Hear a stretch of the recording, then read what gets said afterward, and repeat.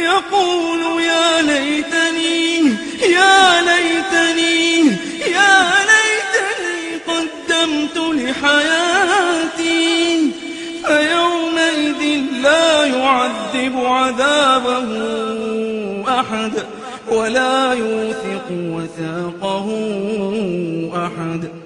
يا أيتها النفس المطمئنة يا أيتها النفس المطمئنة ارجعي